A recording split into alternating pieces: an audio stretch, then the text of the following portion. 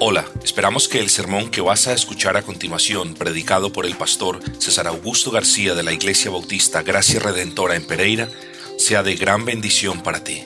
Le invitamos a ponerse en contacto con nosotros a través de nuestro sitio web www.ibgrpereira.com, esto es www.ibgrpereira.com.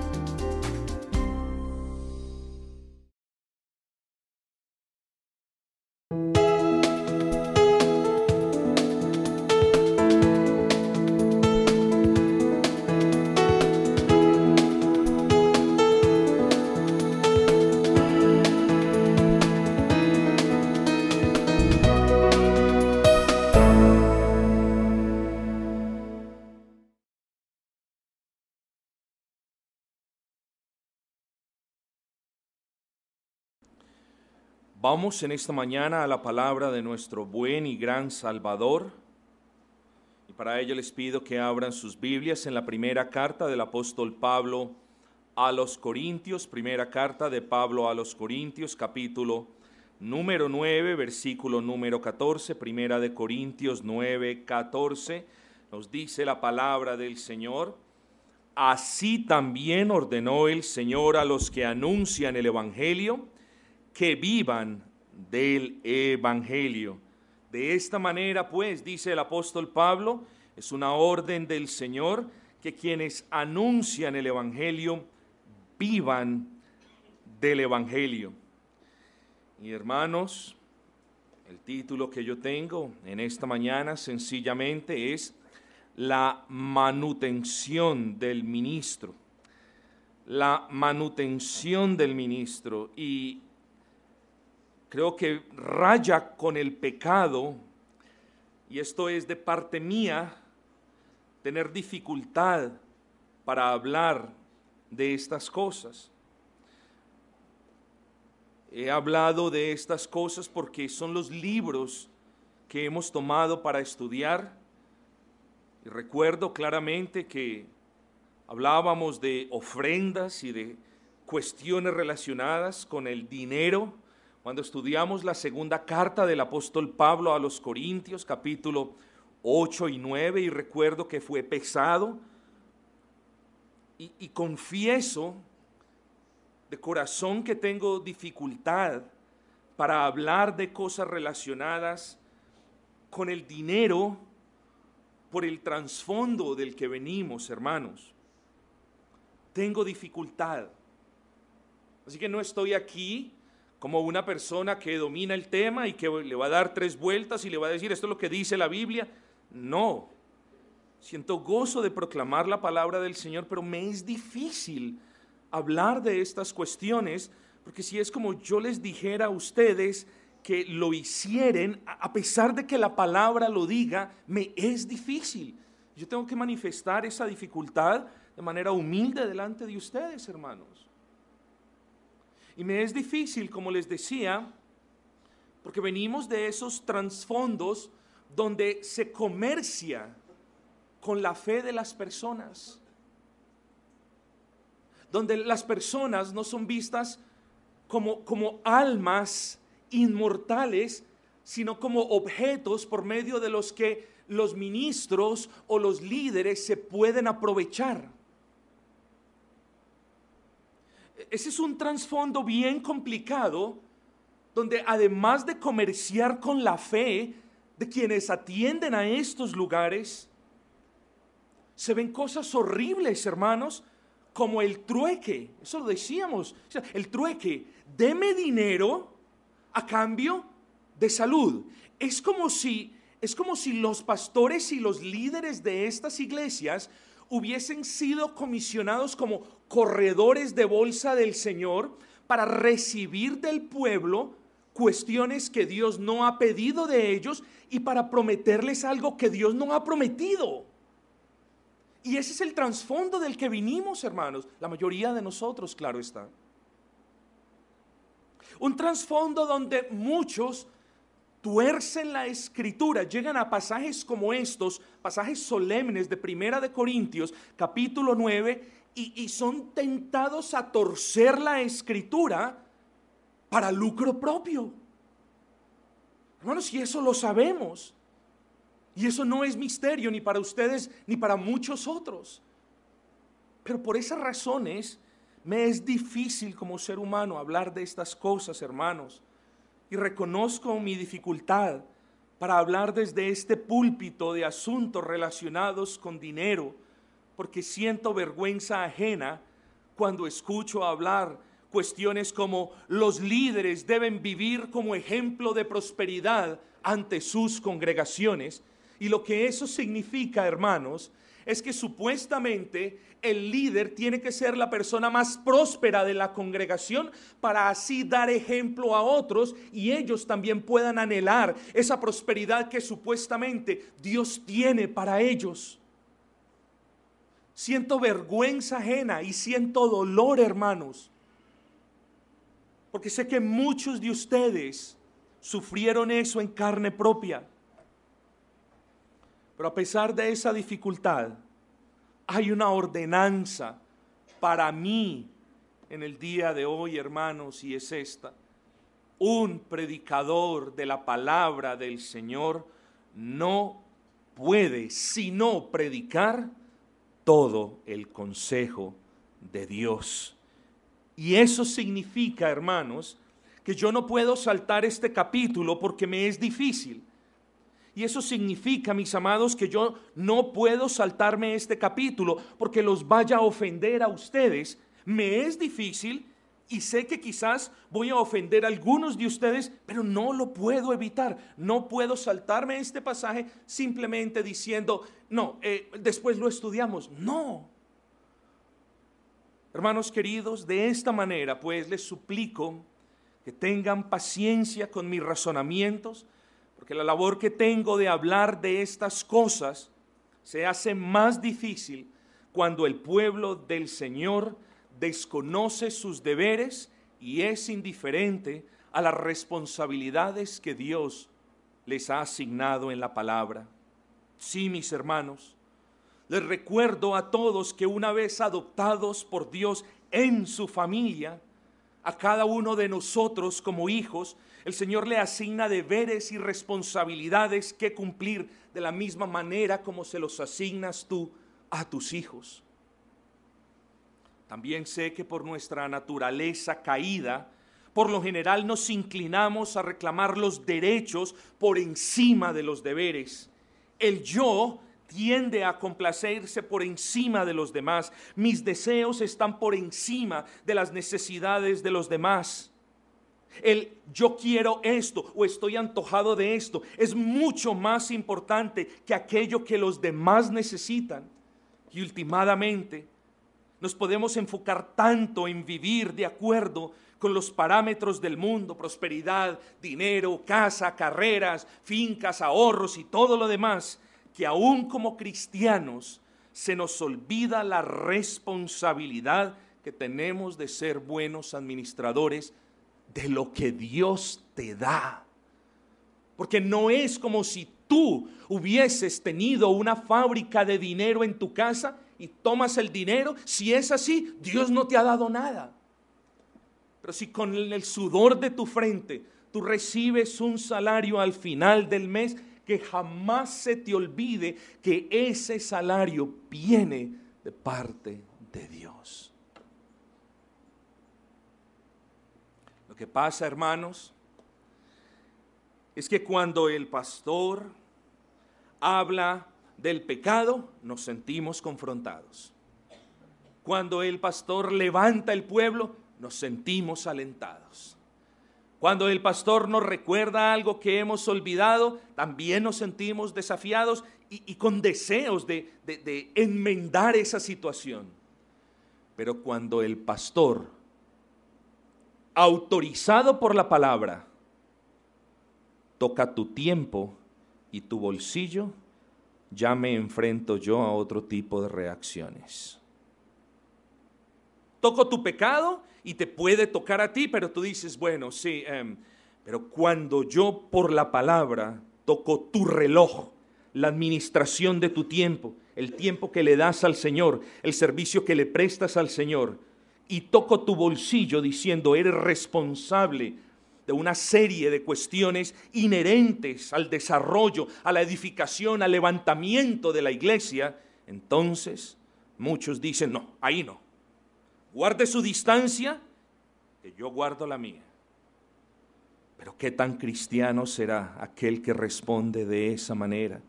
¿O acaso el Señor que proclamas amar con todo tu corazón no es Señor de tu tiempo y de lo que tú tienes? ¿O es Señor de todo menos de tu tiempo y de lo que Él te ha dado?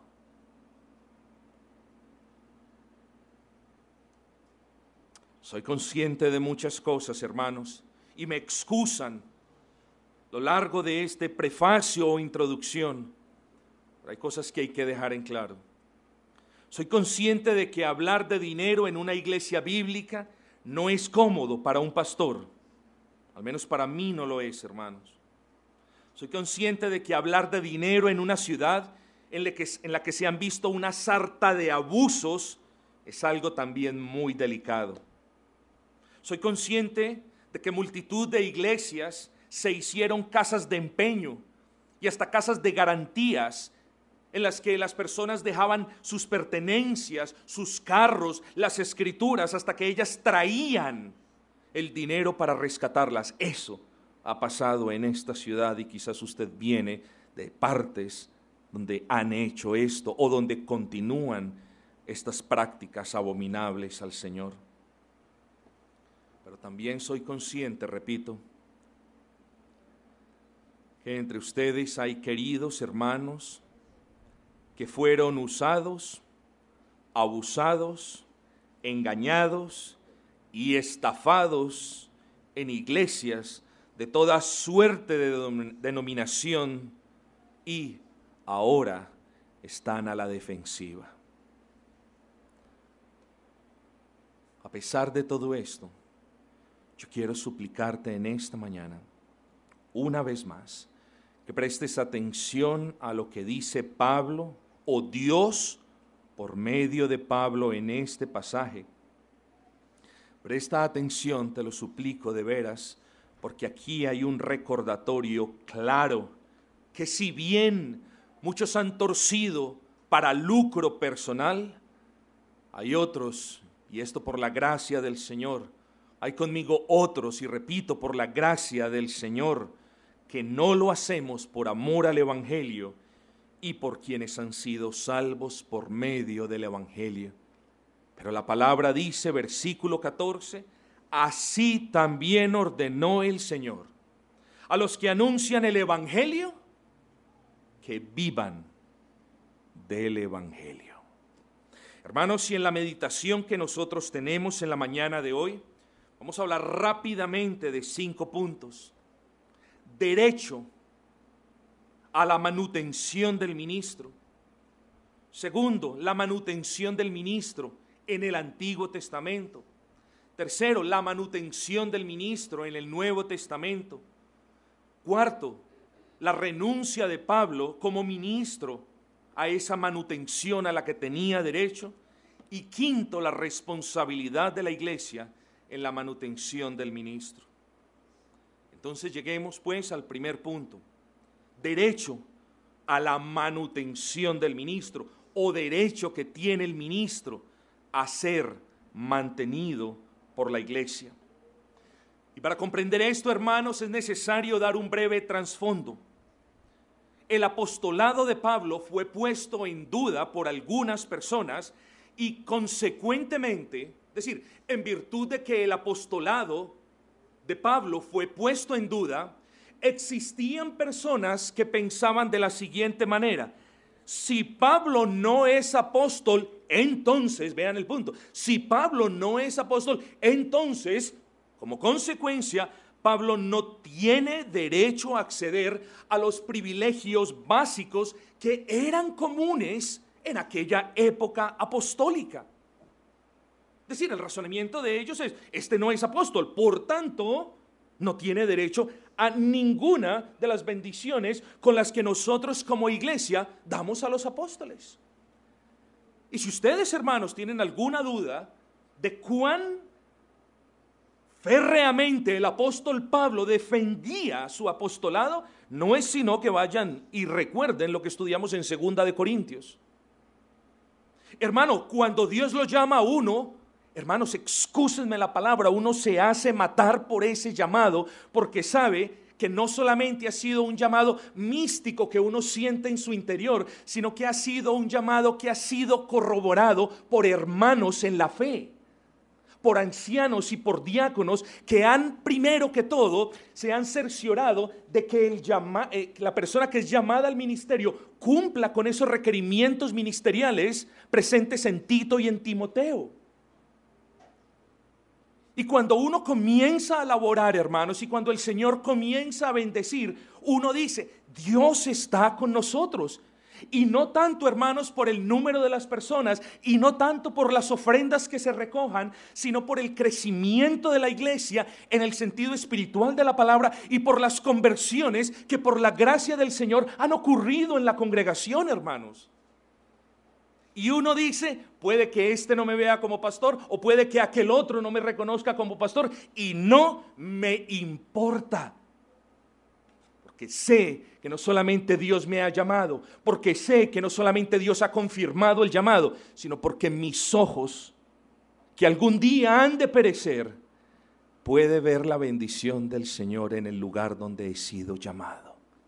Y aquí el apóstol Pablo en Corintios, en medio de una grande y tremenda oposición, dice, versículo 1, no soy apóstol, no soy libre, no he visto a Jesús el Señor, no sois vosotros mi obra en el Señor. Por supuesto que sí, Pablo era apóstol, había sido llamado, comisionado por Cristo. De eso no vamos a repetir, pues eso ya hablamos en nuestros estudios bíblicos del libro de Hechos. Pero si usted quiere tener una prueba, vea las cartas paulinas. Pablo, apóstol de Jesucristo por la voluntad de Dios Padre, etcétera, etcétera, etcétera. Era menester para Pablo defender aquel llamado que Dios le había hecho, hermanos. Aquí no estamos encontrando a un pillo o a un impostor que quería hacerse pasar como apóstol para devengar de las iglesias. Este es el apóstol Pablo, comisionado por Cristo. Y bien nos dice el apóstol Pablo, soy apóstol, soy libre. Es lo que dice, es la segunda pregunta retórica. ¿Soy libre? Claro, claro que eres libre, Pablo. Claro que eres libre de vivir, de ser sustentado, de ser soportado por las iglesias a las que les sirves. Claro que eres libre de eso. Claro, dice Pablo, tengo libertad de conciencia en virtud del llamado que Dios me ha hecho de decirles a ustedes que ustedes son los responsables de mi manutención. Eso es lo que está diciendo el apóstol Pablo. Tengo la plena libertad.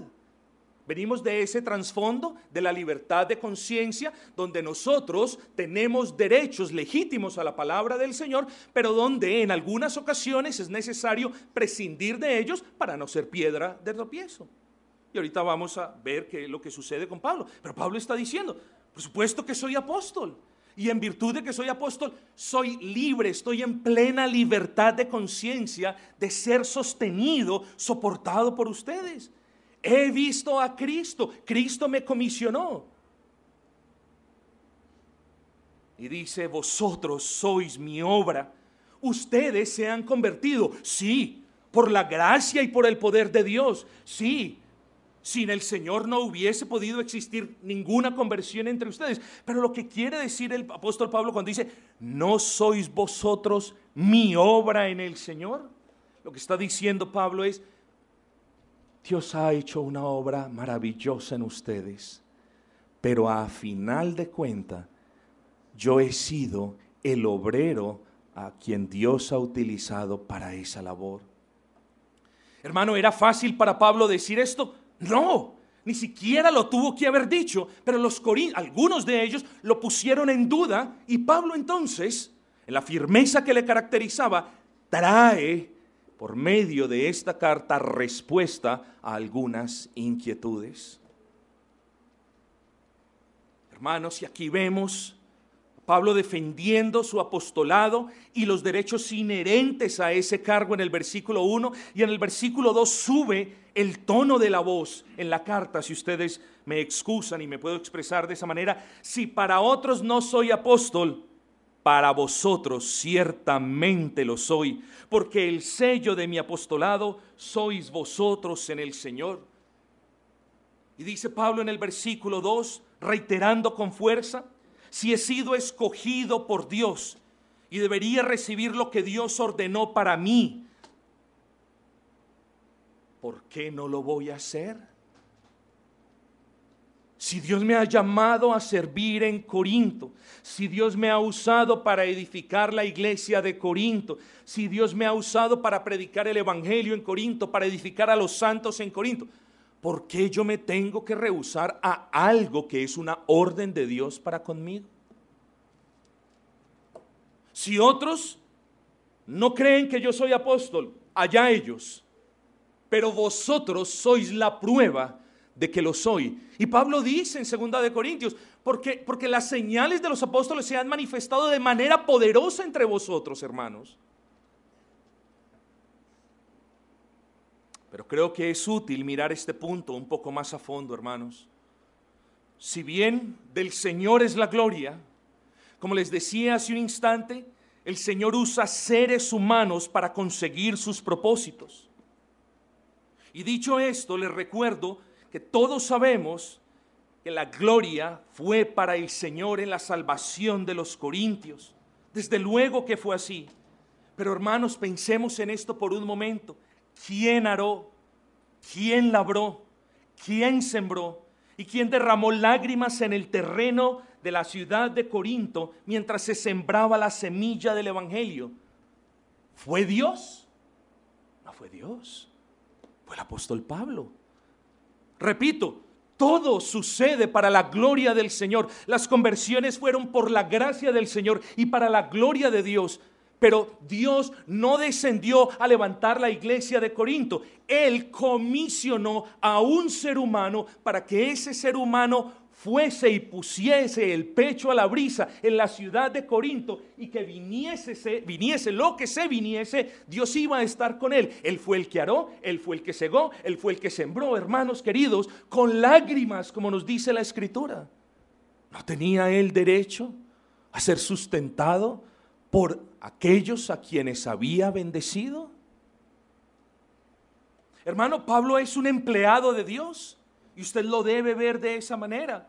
Una persona, Pablo fue a la que Dios usó para fundar la iglesia de Corinto con el propósito de llamar pecadores al arrepentimiento y también con el propósito de edificar a los santos y construirlos en el conocimiento de la verdad de la palabra. Y si Pablo, mis amados hermanos, y si Pablo era un empleado de Dios, contratado por Dios, dígame usted, mi hermano, ¿qué empleado no recibe un salario? ¿O quién de ustedes trabaja gratis? Solamente respóndeme, ¿quién de ustedes trabaja gratis? ¿Acaso el que sirve a Dios recibe remuneración espiritual? Bueno, ciertamente somos ministrados, ciertamente somos confrontados, desafiados. Antes de que yo los confronte y los desafíe a ustedes, ciertamente recibimos grandes bendiciones de parte del Señor. Pero hermanos, el predicador necesita vivir, necesita comer y necesita gastar lo que sea necesario para llevar no una vida lujosa, no una vida en excesos, sino una vida honrosa. Y la responsabilidad de vivir una vida honrosa recae sobre la iglesia en la que Dios plantó su ministro. ¿De dónde saca Dios dinero para pagarle a su obrero? Hermanos, y repito, esto lo digo con mucha reverencia para con nuestro Señor. ¿Saca Dios de su bolsillo cualquier par de billetes? ¿Saben ustedes que no es así? Dios le provee grandes bendiciones a las personas en la iglesia para que la iglesia cumpla con la obligación de sustentar a su ministro de una manera honrosa. Entonces, el ministro es empleado de Dios, contratado por Dios, llamado por Dios, y las iglesias son responsables de cerciorarse de que su ministro viva de manera honrosa. Repito, no con excesos, no con lujos, sino de manera honrosa, para que ni él, ni lo que dice, ni lo que hace, se constituyan en piedra de tropiezo cuando predica el evangelio, hermanos. Y era tan importante para Pablo reconfirmar que lo que él estaba diciendo no era una invención suya. Era tan importante para Pablo decirle a los corintios que el derecho que él tenía no se lo había concedido él mismo, sino que venía de la antigua dispensación, venía del Antiguo Testamento y además era una orden explícita del Señor Jesucristo en el Nuevo Testamento, hermanos. Y Pablo continúa con su estilo típico de formularse preguntas retóricas, es decir, preguntas en cuya esencia está la misma respuesta a la pregunta. Y Pablo dice, versículo 4, ¿acaso no tenemos derecho? Es decir, quienes trabajamos entre vosotros, corintios, ¿acaso no tenemos derecho de comer y beber? Por supuesto que la tenían, hermanos. Pero para nosotros es más. Para nosotros primero, lo que quede segundo, las migas tercero, y para el ministro cuarto. Les estoy pidiendo limosna, les estoy pidiendo ofrendas, no les estoy pidiendo nada de eso. Les estoy pidiendo que obedezcan la palabra de aquel a quienes ustedes llaman Dios, hermanos. Y parte de esa obediencia requiere tener plena conciencia de la responsabilidad que tenemos de sustentar al ministro.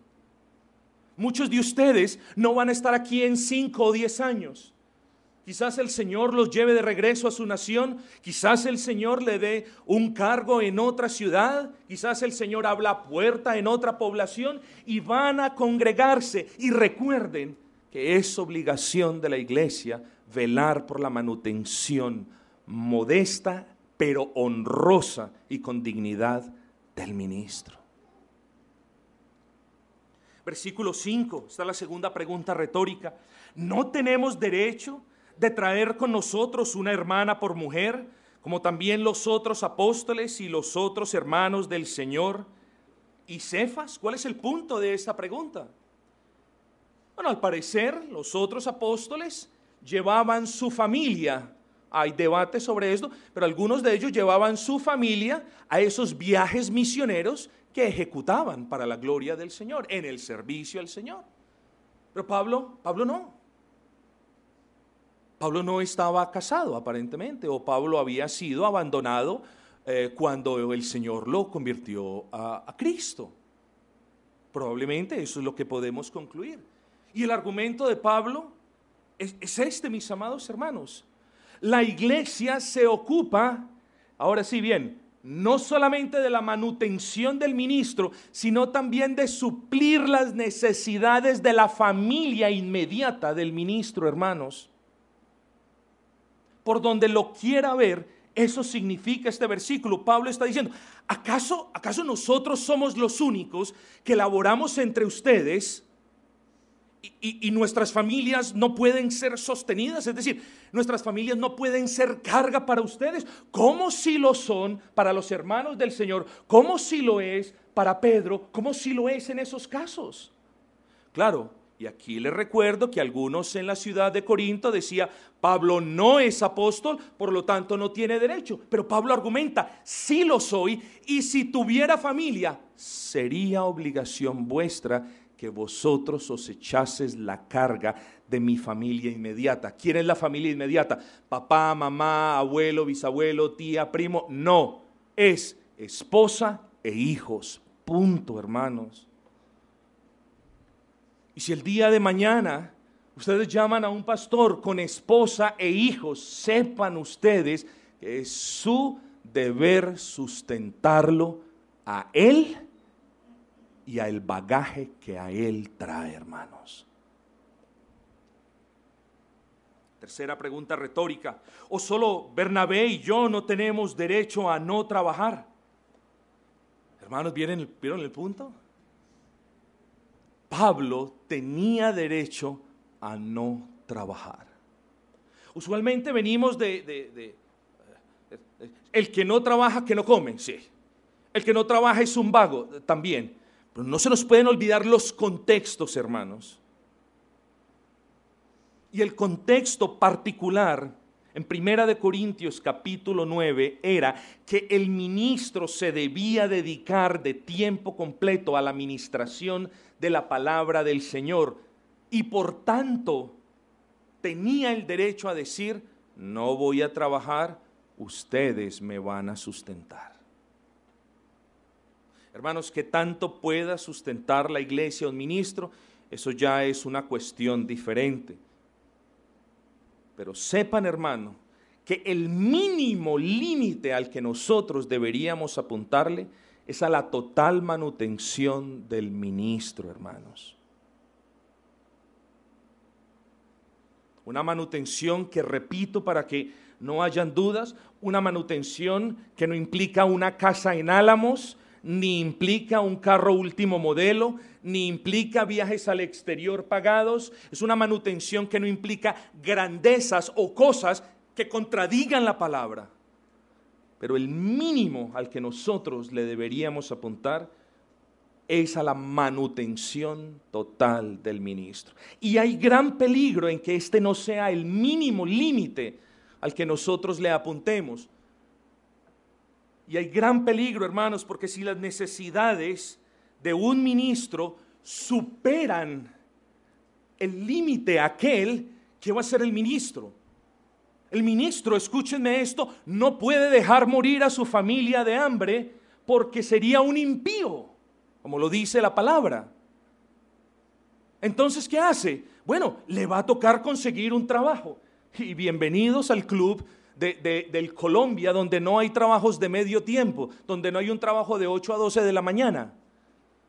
Entonces, hermano, lo más probable es que el ministro le toque conseguir un trabajo para completar la manutención de su familia, y ese trabajo a la final va a redundar en detrimento del cuidado de las almas, de la calidad de los sermones y de demás cosas. Hermanos queridos, si usted no lo convence este argumento, le pido a Dios que por favor lo convenza, pero el punto es nuestro deber quitar la carga del ministro tanto como podamos para que el ministro se ocupe en las cosas por las que fue llamado por Dios.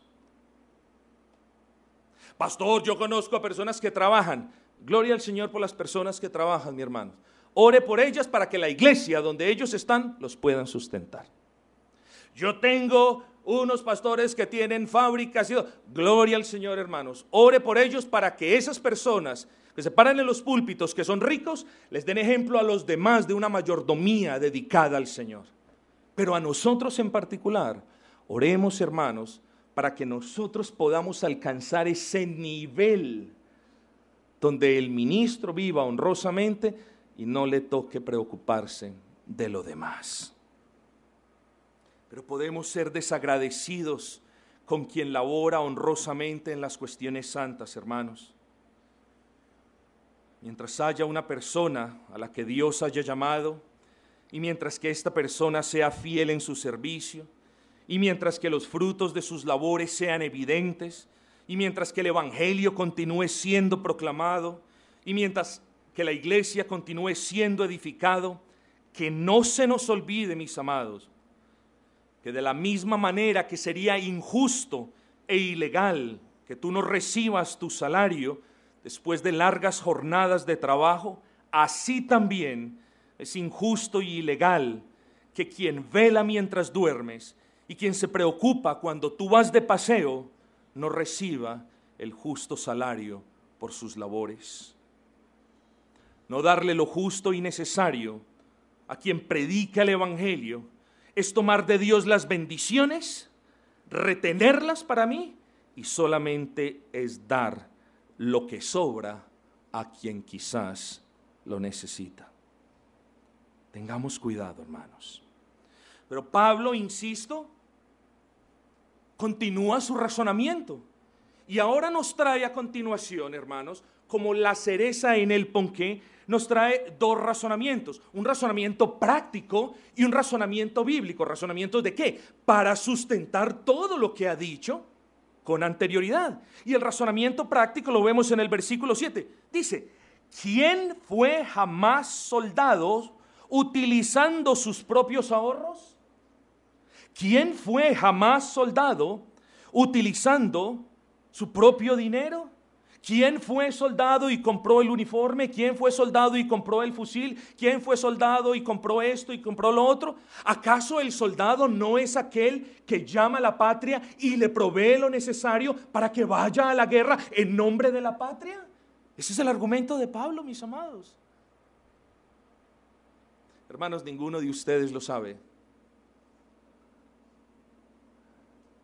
Pero cuando a mí me liquidaron en la empresa en Inglaterra en el año 2012, pagué lo que debía y con mis ahorros me vine aquí para ser parte de esta iglesia que hoy tenemos. Y no les pido que me devuelvan los ahorros, solamente les pido que sean conscientes, hermanos, porque muchos de quienes laboramos en el servicio al Señor, a causa de los pillos y de quienes tuercen la palabra, somos considerados también como unos vividores que no necesitan nada. Usted tiene ahorros, quizás poquitos, pero quizás tiene. Yo no tengo nada, los gasté. Y como dijo Pablo, gasto de lo mío y me gastaré a sí mismo para amarlos a ustedes, así ustedes me amen menos a mí. ¿Por qué? Porque estoy convencido de que hice y continúo haciendo lo correcto. Yo lo único que le pido es que usted sea consciente de la responsabilidad que tiene en este aspecto en particular. Entonces Pablo trae el razonamiento práctico y les dice, ¿ustedes cuándo han visto a un soldado que tome de lo suyo y vaya a la guerra? Pues no lo han visto. Y el razonamiento bíblico, hermano, es simplemente hermoso. Segunda parte del versículo 8, ¿no dice esto también la ley? Porque en la ley de Moisés está escrito, no pondrás bozal al buey que trilla. ¿Tiene Dios cuidado de los bueyes o lo dice enteramente por nosotros? Y dice Pablo, por nosotros se escribió. Es decir, el Señor utilizó esa figura para que el pueblo de Israel no abusara de los animales, y ahora utilizó ese principio para decirle al pueblo del Señor, oye, hay un animal que está trabajando entre vosotros y trabaja y trabaja y trabaja, y ustedes muchas veces lo toman, lo dan por sentado. Ahí está el animal que trabaja y trabaja y trabaja. Bueno, ten cuidado con ese animal que está trabajando en medio de vosotros y no le pongáis más carga, sino sustentadlo. Así debe obrar una iglesia de Cristo, hermanos.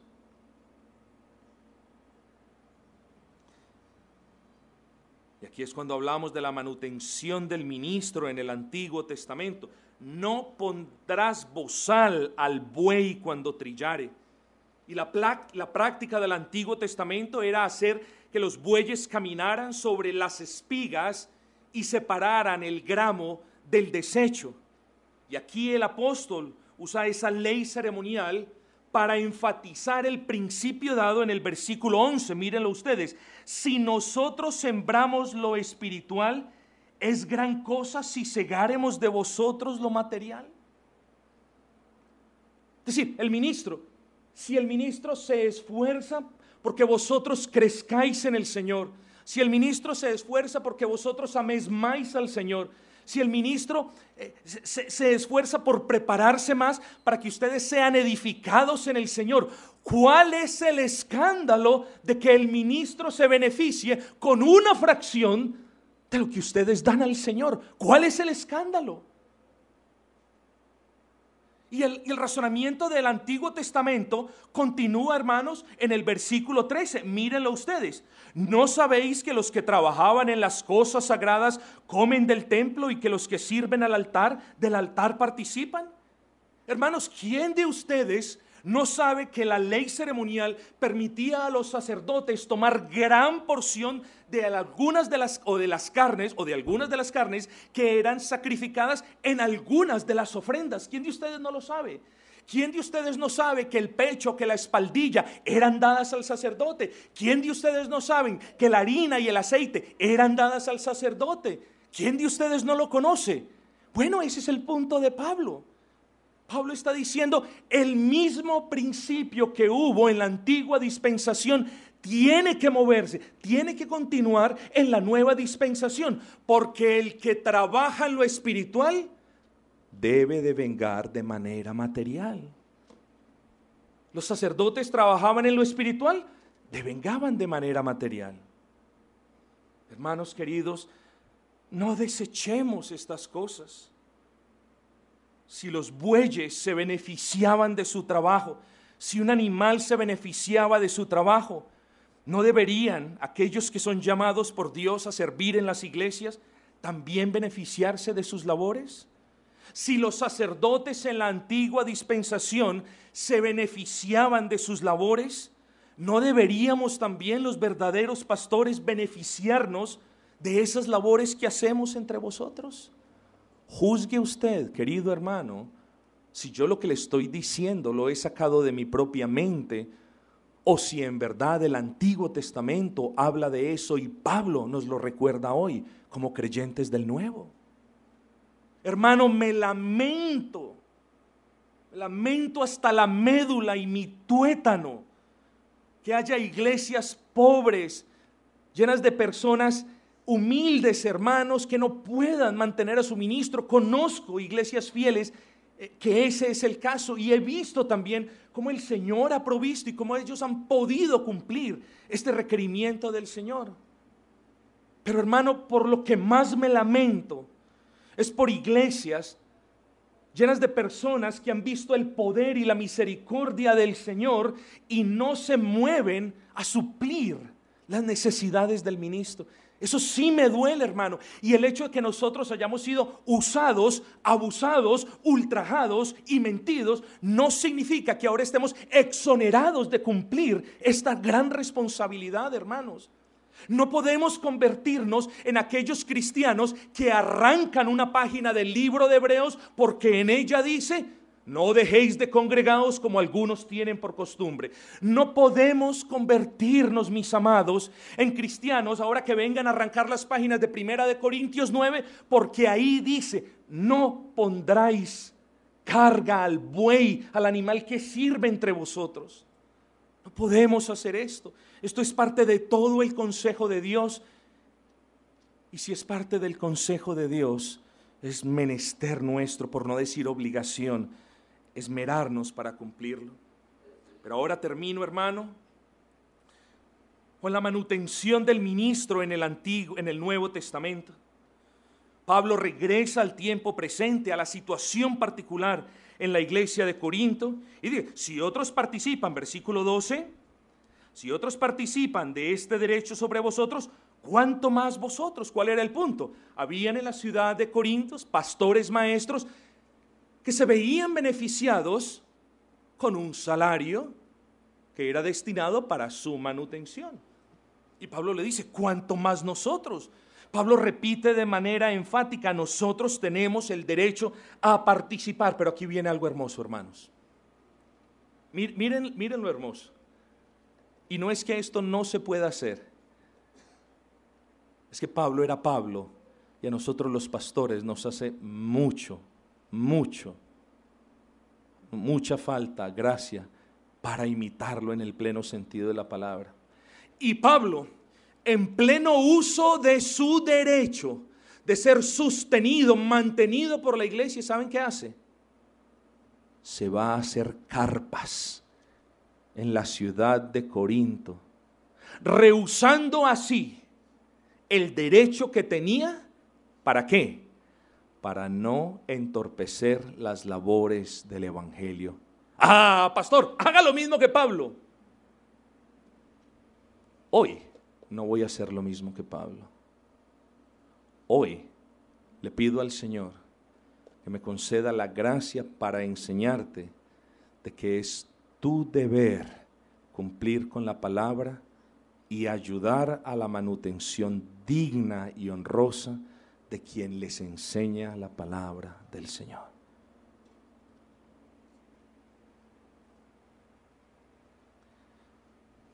Termino hablando del cuarto punto, la responsabilidad de la iglesia en la manutención del ministro.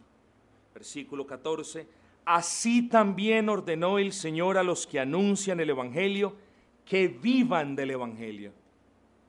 No que se enriquezcan del Evangelio,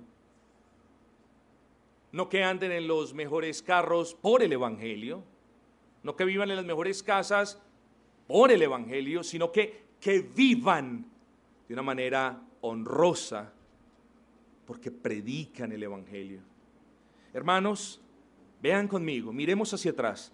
La orden fue dada en el Antiguo Testamento.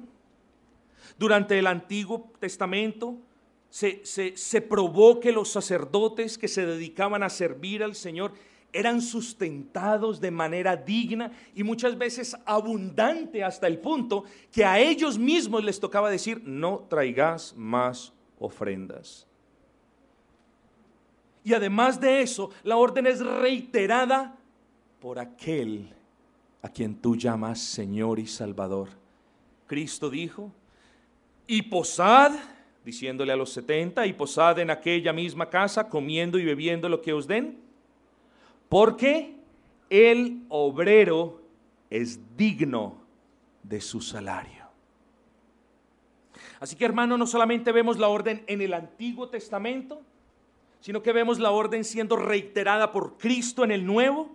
Y como si fuera poco, Pablo nos lo recuerda en 1 Corintios, capítulo 9, versículo 14, el que predica el Evangelio, que viva del Evangelio.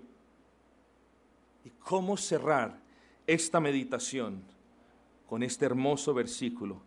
El que es enseñado en la palabra, haga partícipe de toda cosa buena al que lo instruye. Y hermanos, yo no les estoy pidiendo que ahorita vengan con ofrendas, si eso no es lo que les ha puesto el Señor en sus corazones. Yo lo que les suplico es que ustedes obedezcan la palabra que nosotros hemos considerado hoy.